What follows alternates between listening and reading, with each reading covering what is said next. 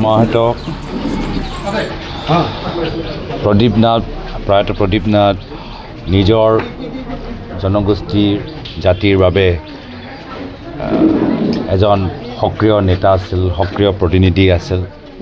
ময়ো তেখেতক বিভিন্ন সময়ত লগ পাইছিলোঁ আৰু আদিবাসী সমাজৰ কি আবেগ, কি আশা, বহুতখিনি কথা মই প্ৰয়াত প্ৰদীপ নাথ লগত কথা পাতি মই জানিবলৈ মই সক্ষম হৈছিলোঁ আৰু আশা কৰিছিলোঁ যে তেওঁ উন্নত চিকিৎসা পোৱাৰ পিছত তেওঁ আকৌ সুস্থ হ'ব, আমাৰ মাজত আহি দীৰ্ঘদিনৰ বাবে সমাজ সেৱক হিচাপে থাকিব। কিন্তু ভগৱানৰ কৃপা, ভগৱানৰ ওচৰত আমি এতিয়া মাত্ৰ প্ৰাৰ্থনাহে কৰিব পাৰোঁ যে তেখেতৰ পৰিয়ালবৰ্গৰ বাবে বৰ্তমান চৰকাৰে এটা সুস্থ পদক্ষেপ লওক, এটা বলিষ্ঠ পদক্ষেপ লওক আৰু আশা কৰোঁ খুব সোনকালে যি কণ্ট্ৰেকচুৱেল কাম তেওঁ সহধৰ্মিনী কৰি আছে, সেই কামখিনি ৰেগুলাৰাইজ হ'ব বা তেওঁৰ পষ্টটো ৰেগুলাৰাইজ হ'ব, সেয়া আমি আশা কৰোঁ। আৰু এতিয়া আমি সকলোৱে সামূহিকভাৱে দায়িত্ব ল'ব লাগিব যে ল'ৰা ছোৱালীবোৰ ভালদৰে সেই সপোনটো লক্ষ্যৰ হিচাপে লৈ আমি সকলোৱে মিলিজুলি কামখিনি কৰিব লাগে। বহুত আৰু কৰিবলগীয়া আছে আৰু তেওঁ শ্ৰাদ্ধ অহা 4 তাৰিখে ঠিক কৰা গৈছে। আমি আশা কৰোঁ খুব ভালদৰে বাবে সেইখিনি আয়োজন হওক আৰু পুনৰবাৰ তেখেতৰ বিদেহী আত্মা সদ্গতি লাভ কৰক, সেয়া আমি কামনা কৰিছোঁ। অন্য এটা প্ৰশ্ন সুধিব বিচাৰিছোঁ, যোৱাকালি বিজেপিৰ সভাপতিগৰাকীক সাধাৰণ মণ্ডল প্ৰেছিডেণ্টগৰাকীয়ে তেওঁক সোমাব নিদিলে, তাক লৈ মুখ্যমন্ত্ৰীৰ সন্মুখতে যথেষ্ট বাক বিতণ্ডা হৈছে। এই ক্ষেত্ৰত কি ক'ব? আচলতে বিজেপিৰ তাণ্ডৱ চলিছে নেকি বিজেপিত?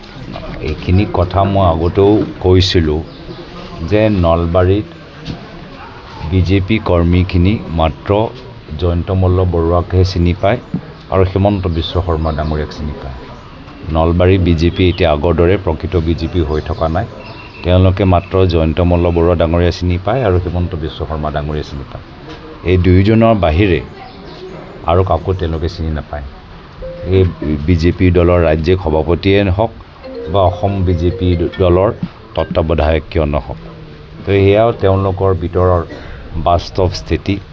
আৰু মই এতিয়া চিন্তাহে কৰিছোঁ যে যিদৰে ৰাজ্যিক সভাপতি দিলীপ শইকীয়া ডাঙৰীয়া সকলৰ সন্মুখত, কেমেৰাৰ সন্মুখত, মুখ্যমন্ত্ৰীৰ সন্মুখত যিদৰে তেওঁ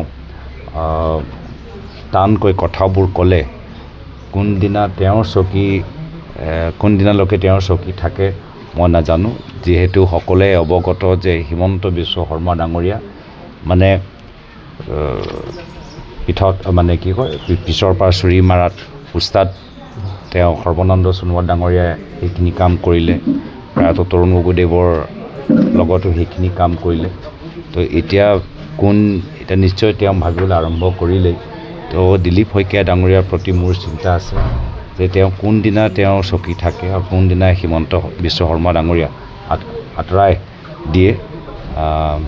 সেইটো লৈ মই ভাবোঁ যে আগন্তুক দিনত আৰু তেওঁলোকৰ ভিতৰৰ এই ধৰণৰ পৰিস্থিতি আৰু বেয়ালৈহে যাব মই ভাবিছোঁ। ছাৰ, যিহেতু কালি মুখ্যমন্ত্ৰী এটা ঘোষণা কৰিছে যে ৱাকআপ আইন বাতিলৰ নামত কোনোৱে ৰাজপথত আন্দোলন কৰিব নোৱাৰিব, আইনী প্ৰক্ৰিয়াৰে যাওক, এই ক্ষেত্ৰত কি ক'ব? চাওক, ৱাকআপ আইনটো তেওঁ বিজেপি দলৰ বাবে সাধাৰণ মানুহৰ মাটি লোৱা এটা ৰাস্তা। আজি ৱাকআপৰ নামত তেওঁলোকে ধৰ্মীয় সংখ্যালঘু মানুহৰ মাটি সংৰক্ষণ কৰি ধনী মানুহক বিক্ৰী কৰা তেওঁলোকৰ ৰণকৌশল। ইয়াৰ পিছত তেওঁলোকে খ্ৰীষ্টিয়ানৰ ধৰ্মৰ তেওঁলোকৰ যি মাটিবোৰ আছে, সেই মাটিবোৰ তেওঁলোকে ল'বলৈ চেষ্টা কৰিব। তাৰ কাৰণে এটা বেলেগ আইন আনিব। ইয়াৰ আগতেতো আমি গম পাইছোঁৱে যে ট্ৰাইবেল যি মাটিবোৰ যে আছে, কাৰ্বি আংলঙৰ ট্ৰাইবেল মাটিবোৰ এতিয়া কেনেদৰে দিছপুৰৰ এটা বিশেষ পৰিয়ালে ল'বলৈ চেষ্টা কৰি আছে।